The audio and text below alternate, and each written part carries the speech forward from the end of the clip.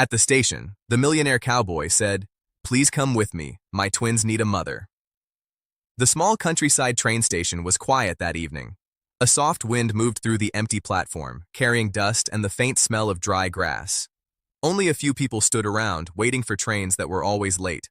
On a wooden bench near the edge of the platform sat Clara Whitmore, holding a worn-out suitcase tightly in her hands. Her clothes were clean but simple, and her face showed signs of tiredness. Life had not been easy for her lately.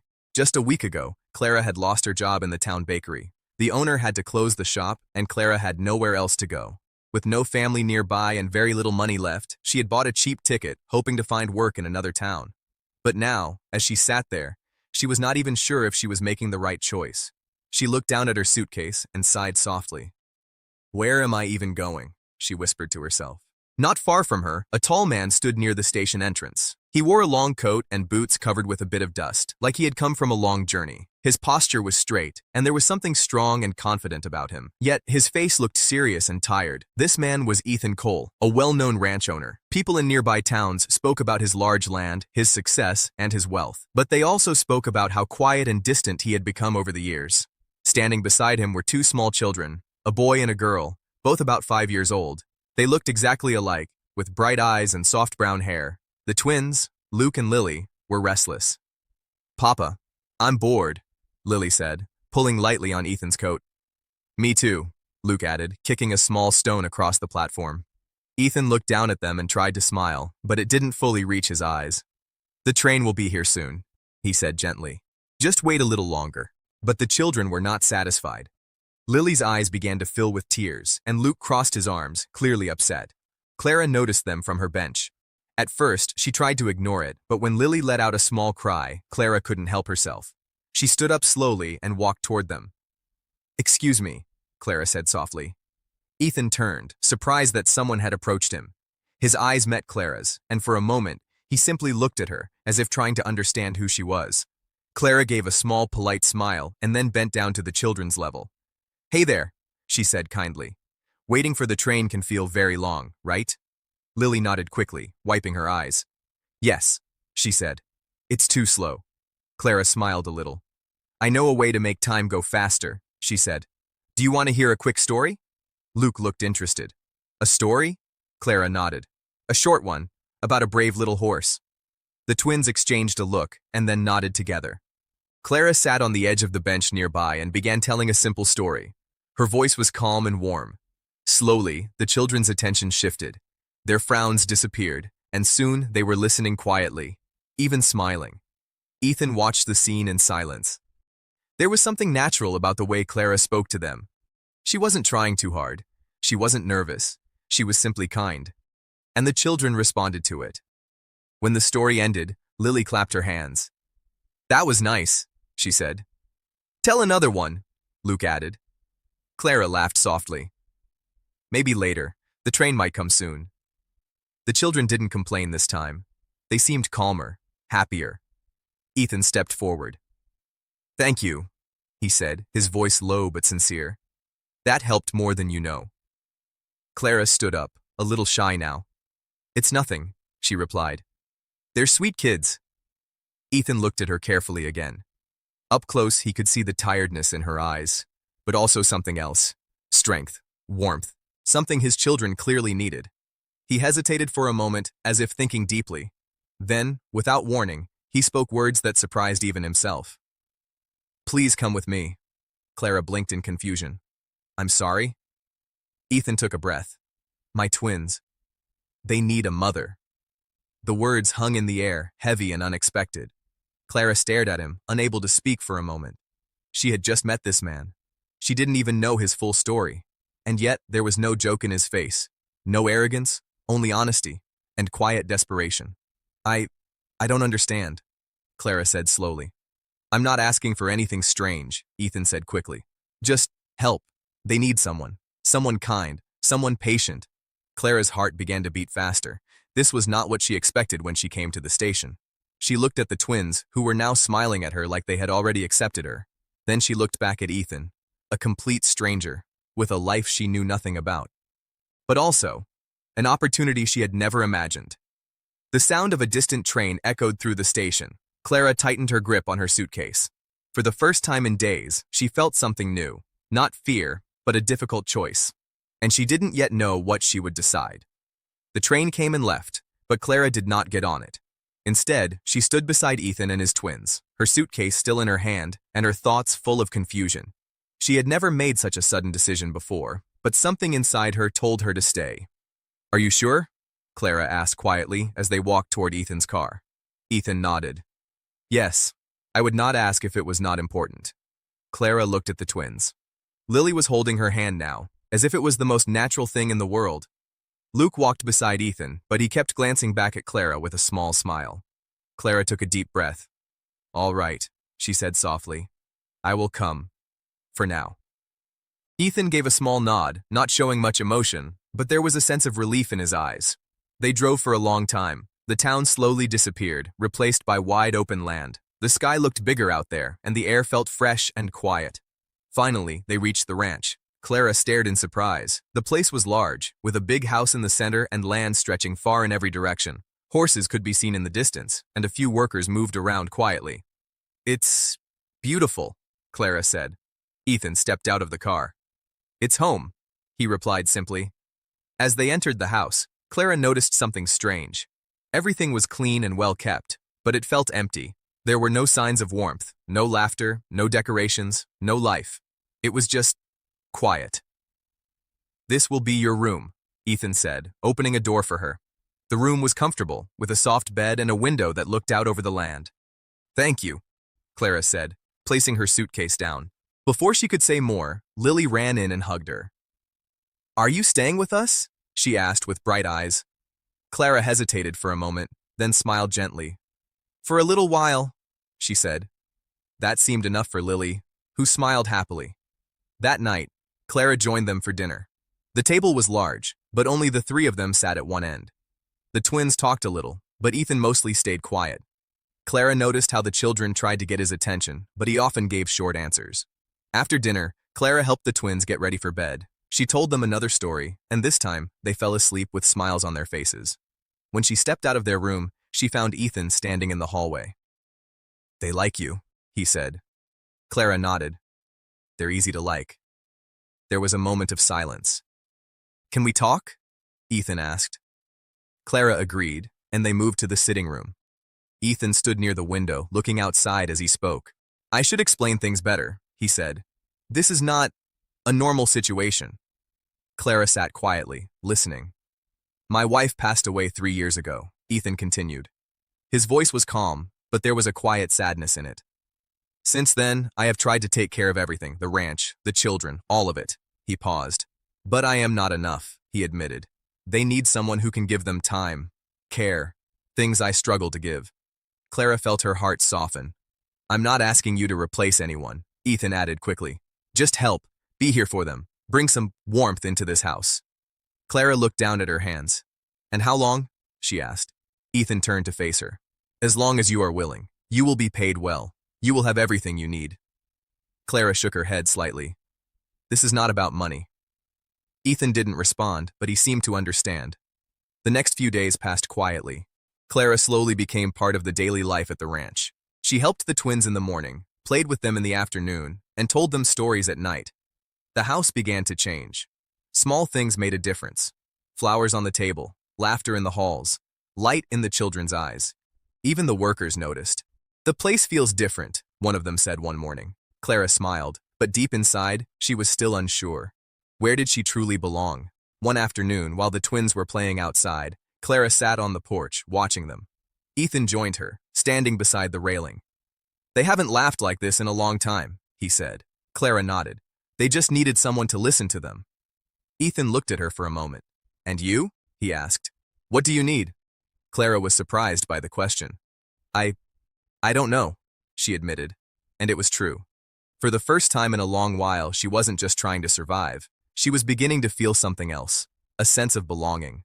But she also knew this might not last, because this was never meant to be permanent, and sooner or later, she would have to decide, was she just helping, or was she becoming part of something she might not be able to leave behind? Days at the ranch slowly turned into weeks. Clara no longer felt like a visitor. She She woke up early with the twins, helped them get ready, and walked with them outside as the sun rose over the wide land. The air was always fresh, and the mornings felt peaceful. Lily and Luke had changed a lot. They laughed more now. They talked more. They were no longer quiet and restless like before. And most of all, they stayed close to Clara. "Clara, look!" Luke shouted one morning, running across the yard with a small wooden toy horse. Lily followed behind him, smiling brightly. "We made this with the worker. It's for you." Clara knelt down and took the toy gently. "It's beautiful," she said warmly. "Thank you." The twins hugged her tightly, as if they never wanted to let go. From a distance, Ethan watched them. There was something different in his expression now. The cold, distant look he once had was slowly fading. In its place was something softer, something he had not felt in a long time. That evening, Clara was in the kitchen, preparing a simple meal. She moved comfortably, like she belonged there. Ethan stepped inside and leaned quietly against the door. "You've changed this place," he said. Clara turned, surprised. "I didn't do much." "You did," Ethan replied. "More than you think." There was a short silence. Clara looked down, unsure how to respond. Compliments were not something she was used to. Ethan walked closer. "The children trust you," he continued, "and so do I." Clara felt something shift inside her. His words were simple, but they carried meaning. "Thank you," she said softly. For a moment, neither of them spoke. Then Lily's voice came from the other room. "Clara, story time!" Clara smiled. "I'm coming." She quickly walked past Ethan, but as she did, their eyes met for just a second longer than usual. Something unspoken passed between them. That night, after the twins had fallen asleep, Clara sat by the window in her room. The moonlight spread softly across the land. She held the small wooden horse in her hands. Her thoughts were not calm. She had come here for a short time, just to help. That was the plan. But now things were different. The twins needed her, and maybe she needed them too. But what about Ethan? She shook her head lightly, trying not to think too much.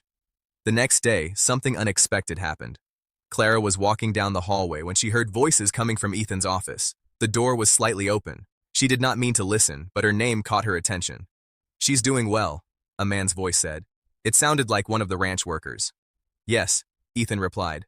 "The children are happy." "And what happens when she leaves?" There was a pause. Clara's heart began to beat faster. "She was never meant to stay," Ethan said quietly. "This was always temporary." Clara froze.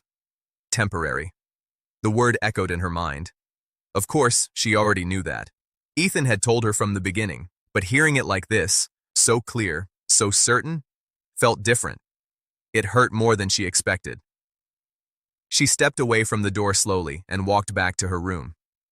For the rest of the day, she was quieter. She still smiled at the twins. She still played with them. But something inside her had changed. That evening, Ethan noticed. "You're quiet today," he said as they stood on the porch. "I'm just tired," Clara replied. Ethan looked at her carefully. He could tell something was wrong, but he didn't push. Inside, he felt uneasy. He had always kept a distance for a reason. Getting too close meant risking something, and he was not ready for that. But now, things were already changing. Later that night, Lily came to Clara's room, holding her blanket. "Can I sleep here?" she asked softly. Clara smiled and opened her arms. "Of course." Lily climbed into bed beside her. "Don't go away," Lily whispered sleepily. "Stay with us." Clara felt her chest tighten. She gently brushed Lily's hair. "I'm here," she said. But deep inside, she wasn't sure how long that would be true. Across the hall, Ethan stood in the dark, thinking. He had built walls around himself for years. Walls to protect his heart. Walls to keep things simple. But Clara was slowly breaking those walls. And he didn't know what to do about it. For the first time in a long time, Ethan Cole felt something he could not control. Not responsibility, not duty, but something deeper and far more dangerous. The ranch felt different the next morning. The sun rose as usual, and the land looked just as wide and calm as always. But inside the house, something had changed. Clara woke up early, but she did not feel the same peace she once did. The word temporary stayed in her mind. It followed her into the kitchen, into the hallway, into every quiet moment. She tried to act normal for the twins. She smiled. She helped them get ready. She listened to their stories, but her heart felt heavy. Later that day, Clara stood outside, watching Lily and Luke play near the fence. They were laughing, chasing each other, full of life. She smiled softly, but her eyes looked sad. Ethan walked up beside her. "You've been distant," he said gently. Clara did not look at him right away. "I've just been thinking." she replied. Ethan waited. Clara finally turned to face him. You said this was temporary, she said quietly. Ethan's expression changed slightly, but he did not deny it. Yes, he answered. Clara nodded, as if she expected that. And when I leave? She asked. What happens to them? Ethan looked toward the twins. They will adjust, he said, though his voice was not as certain as before. Clara shook her head slightly. They don't need someone temporary, she said. They need someone who stays.